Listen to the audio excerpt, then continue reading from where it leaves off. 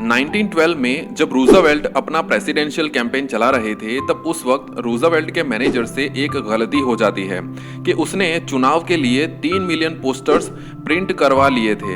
अब दिक्कत यो थी कि पोस्टर में लगे रूजवेल्ट की फोटो की रॉयल्टी जिस फोटोग्राफर के पास थी, उससे परमिशन लेना भूल गए थे।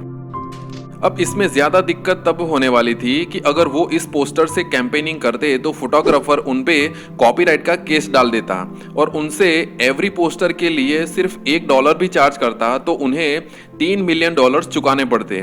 और अगर वो 3 मिलियन कॉपीज को रीप्रिंट करते तो कैंपेनिंग का खर्चा और बढ़ जाता और उतना टाइम भी नहीं था उनके पास। अब इस केस में पूरी बाजी मैनेजर के हाथों से फिसलती नजर आ रही थी। तो सवाल यो है कि अगर आप मैनेजर की जगह होते तो आप अपनी साइड से कौन सी चाल चलते? वीडियो पॉज करके सोचिए और आगे बढ़ने से पहले कमेंट में जरूर बताइए। तो आपका तो पता नहीं, लेकिन मैनेजर कुछ ऐसी चाल चलता है कि उल्टा फोटोग्राफर को पैसे देने पड़ जाते हैं। सुनकर आपको थोड़ा इंटरेस्टिंग लग रहा होगा। बस कुछ ऐसे ही प्रैक्टिकल नेगोशिएशन सिचुएशंस की बात की है इस किताब में, जिसके ऑथर हैं दीपक मल्होत्रा, जो हार्वर्ड बिजनेस स्कूल में नेगोशिएशन के प्रोफेसर हैं और इनकी नेगोशिएशन टेक्निक्स को अराउंड द वर्ल्ड कई सारे बिजनेस लीडर्स एंड ऑर्गेनाइजेशंस में इस्तेमाल किया जाता है। और मैं नेगोशिएशंस पे पहले ही एक वीडियो बना चुका हूं और इस वीडियो को आप पार्ट 2 कंसिडर कर सकते हैं। तो मैं चाहूंगा कि आप पार्ट 1 को जरूर देखें। तो जिस तरह आप इस बुक समरी से 3 इंपॉर्टेंट लेसन सीखे थे, ठीक उसी तरह आप इस किताब से भी 3 इंपॉर्टेंट लेसन सीखेंगे, जिसे मैं एक्सप्लेन करूंगा इस वीडियो में। और डिस्क्रिप्शन में एक पीडीएफ अटैच की है, तो उसे भी आप देख सकते हैं, जिसमें नेगोशिएशन के 7 प्रिंसिपल्स एक्सप्लेन किए हैं।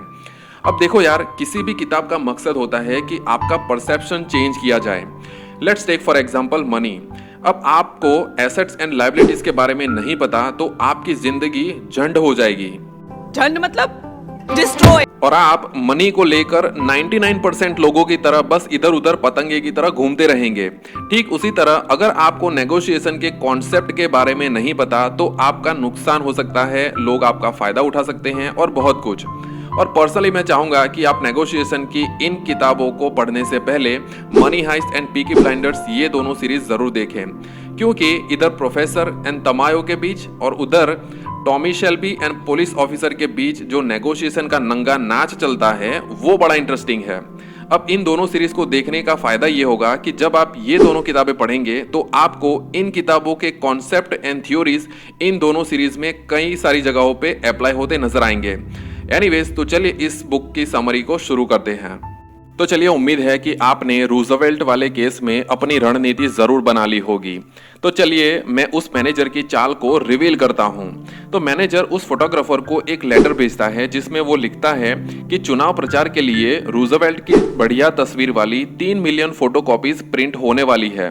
फोटोग्राफर्स के लिए ये एक बढ़िया अपॉर्चुनिटी है अपनी पब्लिसिटी करने के लिए। तो आप अपनी तस्वीर इस्तेमाल करने का कितना चार्ज देंगे? जल्दी से संपर्क करें। ये लेटर मिलते ही फोटोग्राफर $250 में डील क्लोज करता है। तो इस तरह मैनेजर ने चुनाव पोस्टर को एक अपॉर्चुनिटी बना दिया फोटोग्राफर की पब्लिसिटी के लिए, जिससे दोनों का फायदा हुआ। अब इस टेक्निक को ऑथर कहते हैं क्लेमिंग वैल्यू इन नेगोशिएशन। तो आपको मैनेजर की तरह खुद की वैल्यू क्लेम करते हुए नेगोशिएशन को उस एंगल से देखना है जिससे दोनों पार्टीज का फायदा हो, जिसमें खुद का फायदा आपकी पहली प्रायोरिटी होनी चाहिए। जैसे इस सीन को देखिए, जब थॉर सभी को अपना हथौड़ा उठाने के लिए इनवाइट करता है, तब उनमें से हर कोई इसे एक चुनौती की तरह देखता है, लेकिन मिस्टर स्टार्क इसे एक अपॉर्चुनिटी की तरह देखते हुए जनाब बड़ी भारी भरकम डिमांड करते हैं। अगर मैंने इसे उठा लिया तो क्या मैं असगार्ड पर राज करूंगा? हाँ हाँ, क्यों नहीं। कम से कम 100 रानियां रखूंगा, मां कसम। मतलब कि मिस्टर स्टार्क फ्री में हथौड़ा भी नहीं उठाएंगे, क्योंकि जनाब एक अलग ही मूड में रहते हैं। बट सैडली उनका 100 रानियां रखने का ख्वाब अधूरा ही रह जाता है। तो मिस्टर स्टार्क से ये सीख सकते हैं कि खुद की वैल्यूज को प्रायोरिटी देना। अब शायद आप में से कुछ लोग सोच रहे होंगे कि यार, मैंने उस मैनेजर वाले सीन में मैंने ये तो बताया ही नहीं था कि फोटोग्राफर ये बात नहीं जानता था कि मैनेजर उसकी तस्वीर इस्तेमाल करके ऑलरेडी 3 मिलियन फोटोकॉपीज छाप चुका है। तो चलिए इस एंगल से भी सोच लेते हैं और मान लेते हैं कि कैसे भी करके फोटोग्राफर को इस बात का पता चल जाता है कि मैनेजर उसकी तस्वीर को ऑलरेडी इस्तेमाल कर चुका है। तो अब सवाल ये है कि क्या इस नई इंफॉर्मेशन से नेगोशिएशन के आउटकम पे कोई फर्क पड़ेगा या नहीं? Let me know in the comment section. तो मन ने बताइए कि आपको किस प्रकार का खाना पसंद है, food with no spices, medium spices या एक्स्ट्रा स्पाइसेस।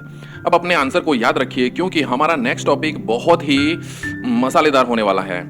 तो चलिए इमेजिन कीजिए कि आप एक लंबे वक्त से एक प्राइवेट कंपनी में जॉब करते हैं और आपको रियलाइज होता है कि साली महंगाई तो तेजी से बढ़ रही है, लेकिन ये साली सैलरी तो बढ़ने का नाम ना ले रही। ये सोचकर आप अपने मैनेजर से सैलरी बढ़ाने के लिए ऑफिस पहुंच जाते हैं। अब इस सिचुएशन में आपको अपनी बात रखने के लिए 3 ऑप्शंस दिए जाते हैं। अब आपको उस ऑप्शन को सिलेक्ट करना है जिसमें आपके सैलरी इंक्रीज होने के चांसेस सबसे ज्यादा हो। मतलब आपको ऐसी चाल चलनी है कि आपका बॉस चारों खाने चित्त हो जाए और आपके प्रपोजल को रिजेक्ट ही ना कर पाए। तो आप अपने प्रपोजल को कुछ इस प्रकार रखते हैं कि ऑप्शन ए कि सर मैंने सोचा और मुझे लगता है कि मैं 10% सैलरी इंक्रीज डिजर्व करता हूं। ऑप्शन बी कि सर मैंने सोचा और मुझे लगता है कि मैं 10% सैलरी इंक्रीज डिजर्व करता हूं क्योंकि मेरा पिछले साल का परफॉर्मेंस काफी बढ़िया रहा है। और ऑप्शन सी कि सर मैंने सोचा और मुझे लगता है कि मैं 10% सैलरी इंक्रीज डिजर्व करता हूं क्योंकि मेरा पिछले साल का परफॉर्मेंस काफी बढ़िया रहा है और ये रहा उसका डेटा जो मेरी बात का समर्थन करता है। तो बताइए कि कौन से ऑप्शन में वजन है? अब जाहिर सी बात है कि आखिरी ऑप्शन में सबसे ज्यादा वजन है क्योंकि आप अपनी डिमांड्स को डेटा एंड प्रूफ के साथ रखते हैं जिससे आपकी बात का वजन बढ़ जाता है और आपका बॉस सोचने पे मजबूर हो जाता है। ऑथर इस कॉन्सेप्ट को कहते हैं leverage the power of justification, जिसका मतलब है कि आप अपने प्रपोजल को बिना जस्टिफिकेशन के रखेंगे तो उसमें वजन नहीं रहेगा। मनी हाइस्ट का ये final and most iconic scene तो आपको जरूर याद होगा जब प्रोफेसर असली गोल्ड को पीतल के गोल्ड से रिप्लेस कर देता है। अब आपको क्या लगता है कि जब ये बात तमायो को पता चल जाती है कि प्रोफेसर ने उसे पीतल का सोना चिपकाया है तो क्या प्रोफेसर उसे सिर्फ ये कहता कि डार्लिंग तू पीतल का सोना ले ले और मुझे असली सोना लेके जाने दे? लेकिन नहीं, professor power of justification concept को जानता था, इसलिए वो तमायो को एक्सप्लेन करता है कि अगर उसने इस पीतल के सोने को एक्सेप्ट नहीं किया तो उसकी कंट्री का दिवालिया निकल जाएगा, स्टॉक मार्केट क्रैश हो जाएगा और उनकी इकोनॉमी कभी ग्रो नहीं कर पाएगी। और इस तरह वो अपनी आखिरी चाल को मजबूती से जस्टिफाई करता है। तो जैसा कि मैंने आपसे पूछा था कि आपको किस प्रकार का खाना पसंद है, ज्यादातर लोग एटलीस्ट मीडियम स्पाइसेस वाला खाना प्रेफर करेंगे। ठीक उसी तरह जस्टिफिकेशन को आप मिर्च मसाले की तरह देखिए। तो जैसे ही मिर्च मसाला खाने के जायके को बढ़ा देता है, ठीक उसी तरह जब आप अपनी बातों को जस्टिफिकेशन का तड़का लगाते हैं तो आपकी बातों का जायका और भी बढ़ जाता है। मान लीजिए कि आप और आपका दोस्त डोमिनोज में एक पिज्जा ऑर्डर करते हैं। अब खाने वाले सिर्फ 2 लोग हैं तो आइडियली आप दोनों के बीच 50-50 स्लाइसेस आएंगे। सिमिलर चीज नेगोशिएशन में अप्लाई होती है। ऑथर कहते हैं कि नेगोशिएशन का मकसद ही होता है कि आप पिज्जा की तरह ज्यादा से ज्यादा वैल्यू क्लेम करें, लेकिन ज्यादातर लोग ऐसा कर नहीं पाते क्योंकि वो मैक्सिमम वैल्यू क्लेम करने में फेल हो जाते हैं। और वो जिस वजह से फेल होते हैं, ऑथर उस कॉन्सेप्ट को कहते हैं द फिक्स्ड पाई बायस। अब इसके पीछे आपके दिमाग की साइकोलॉजी काम करती है और ज्यादातर लोग क्रिएटिवली सोच ही नहीं पाते क्योंकि ज्यादातर इंसान सिस्टमैटिक एंड प्रिडिक्टेबल गलतियां करते हैं, वो आउट ऑफ द बॉक्स सोच ही नहीं पाते। इसको समझने के लिए आप सैलरी नेगोशिएशन का ही एग्जांपल ले लीजिए। जॉब में ज्यादातर लोग सिर्फ सैलरी को ही कंसीडर करते हैं कि भाई मंथली उनको कितना पैकेज मिलना चाहिए, जो पिज्जा का सिर्फ एक छोटू सा टुकड़े की तरह होता है। जबकि ऑथर कहते हैं कि आपको थोड़ा क्रिएटिवली सोचते हुए आपको अपने हिस्से को बढ़ाना चाहिए, जैसे सैलरी के साथ time flexibility, health insurance, stock options या बोनस को भी इंक्लूड करके अपने हिस्से को ज्यादा क्लेम करने की कोशिश करनी चाहिए। अब ये जरूरी भी नहीं कि हर कोई कंपनी आपको ये सभी चीजें प्रोवाइड करे, इसीलिए आपको अपनी और एम्प्लॉयर की फंडामेंटल जरूरतों के बारे में पता होना चाहिए, तभी आप अपनी डिमांड्स को इफेक्टिवली रख पाएंगे और एक बेटर डील नेगोशिएट कर पाएंगे। एंड मोस्ट इंपॉर्टेंटली आपको ये भी तो देखना चाहिए कि वो आपको अफोर्ड कर भी पा रहे हैं या नहीं। कभी कभी क्या होता है कि इंसान खुद का ही फायदा देखने के चक्कर में सामने वाले से अपनी रिलेशन खराब कर लेता है और ना सिर्फ रिलेशन बल्कि उसे बाद में नुकसान भी झेलना पड़ता है, लेकिन तब तक बहुत देर हो चुकी होती है। इसीलिए ऑथर कहते हैं you shouldn't negotiate when relationships might suffer, जिसका मतलब है कि अगर आपको लगता है कि इससे आपकी रिलेशन बिगड़ सकती है तो आपको रुक जाना चाहिए। Now let's understand this with an example. तो एक बार एक कपल अपने ड्रीम हाउस के लिए एक कॉन्ट्रैक्टर से बेस्ट पॉसिबल प्राइस पे नेगोशिएट करने में कामयाब हो जाते हैं, जो स्टैंडर्ड मार्केट के हिसाब से बहुत कम प्राइस था। लेकिन कॉन्ट्रैक्टर अपनी मजबूरी की वजह से कुछ बोल नहीं पाता और मन ही मन सोचता है तेरा तो गेम बजाना पड़ेगा। फिर कंस्ट्रक्शन शुरू होते ही कॉन्ट्रैक्टर अपना रंग दिखाना शुरू करता है। वो अपने कंस्ट्रक्शन को तय वक्त से बहुत ही डिले करता है। तब तक इन कपल्स को कई महीनों तक रेंट पे रहना पड़ता है। जैसे तैसे करके कंस्ट्रक्शन कंप्लीट होता है और फाइनली दोनों अपने ड्रीम हाउस में रहने लगते हैं। लेकिन थोड़े ही वक्त में इनकी खुशियां गायब होने लगती है, क्योंकि कॉन्ट्रैक्टर ने घर बनाने में बहुत ही लो क्वालिटी का मटेरियल इस्तेमाल किया था, जिससे उन्हें काफी दिक्कतें आने लगती है।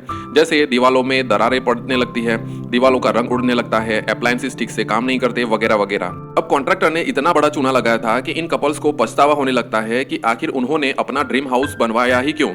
लेकिन तब तक बहुत देर हो चुकी थी।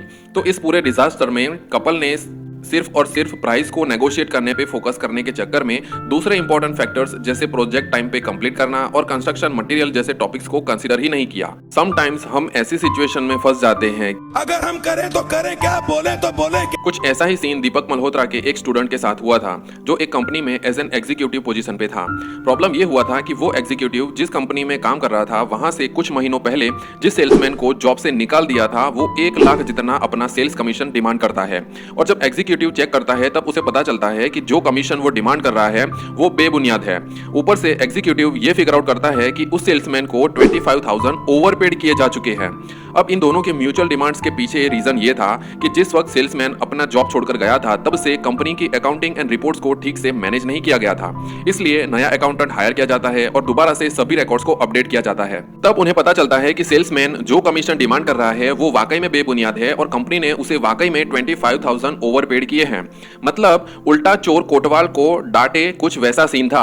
अब एग्जीक्यूटिव कोर्ट के चक्कर में पड़कर कंपनी का पैसा और वक्त बर्बाद नहीं करना चाहता था, इसलिए वो सेल्समैन को ओवरपेड किए हुए 25,000 को भी लेट गो करने के लिए तैयार था अगर सेल्समैन अपने फर्जी क्लेम को वापस लेता है। अब उस सेल्समैन को बुलाया जाता है और उसके सामने सभी अकाउंटिंग रिकॉर्ड्स रखे जाते हैं। लेकिन सेल्समैन तो अकाउंटिंग रिकॉर्ड्स देखने से ही मना कर देता है और ऊपर से उसे कहता है, भाई तू अपने रिकॉर्ड्स अपने पास रख, मैं तन्ने कोर्ट में देख लूंगा। ये कहकर वहां से निकल जाता है। अब एग्जीक्यूटिव को समझ ही नहीं आता कि ये किस दम पे इतना उछल रहा है। तो अगर आप उस एग्जीक्यूटिव की जगह होते तो आप किस तरह इस सिचुएशन को हैंडल करते? वीडियो पॉज कीजिए और सोचिए। तो ऑथर इस कंडीशनिंग को कहते हैं they are not irrational, they are uninformed. जिसका मतलब है कि सेल्समैन के इरेशनल बिहेवियर के पीछे रीजन ये था कि उसे कंपनी के रिकॉर्ड्स पे भरोसा ही नहीं था। वो तो यही सोच रहा था कि कंपनी उसे फर्जी रिकॉर्ड्स दिखा रही है। इसका सोल्यूशन निकालते हुए एग्जीक्यूटिव एक third party and specially professional accounting firm को हायर करता है, जो कोर्ट में जाने से तो बेहतर ही था, और दोबारा से अकाउंटिंग के रिपोर्ट्स बनाकर उस सेल्समैन को मेल की जाती है। थर्ड पार्टी अकाउंटिंग रिपोर्ट्स देखने के बाद उसे यकीन हो जाता है कि उसकी कोर्ट में दाल नहीं गलने वाली, इसीलिए वो अपना केस वापस खींच लेता है और मैटर को कोर्ट के बाहर ही सुलझा लिया जाता है। तो नेक्स्ट टाइम जब भी कोई आपको कोर्ट में मिलने का इनविटेशन दे, तो उन भाई साहब की अंडरलाइन डिमांड्स को समझने की कोशिश जरूर कीजिएगा। अब इन दोनों बुक समरीज को देखने के बाद आपके पास ठीक ठाक टूल्स एंड ट्रिक्स मौजूद होंगे। तो अंत में एक सवाल आता है कि क्या हम हर जगह नेगोशिएट कर सकते हैं? अब इसका आंसर तो इंडिविजुअल के पर्सपेक्टिव पे डिपेंड करता है, लेकिन ऑथर कहते हैं कि एक रियल नेगोशिएटर वो होता है जिसे अच्छे से पता होता है कि उसे कब नेगोशिएट करना है और कब नहीं। जैसे कुछ लोग एक सब्जी वाले से 5 रुपए के लिए भिड़ जाते हैं, जबकि एक महंगे रेस्टोरेंट में वही लोग 50 रुपए टिप बड़ी शान से देते हैं। भाई अपने अपने नजरिए की बात है। एनीवेज, तो आपको एक जीनियस नेगोशिएटर बनने के लिए आपको अपने बिलीव्स, पर्सपेक्टिव एंड अजम्पशन, इन 3 चीजों को चेंज करने की एबिलिटी होनी चाहिए, तभी आप एक जीनियस नेगोशिएटर बन पाएंगे। अगर आपको यह वीडियो इन्फॉर्मेटिव लगा तो इसे अपने दोस्तों के साथ जरूर शेयर कीजिए, ताकि वो भी इससे कुछ इंपॉर्टेंट लेसन सीख पाए। तो चलिए मिलते हैं एक और इन्फॉर्मेटिव वीडियो में, but till then keep learning and as always keep going.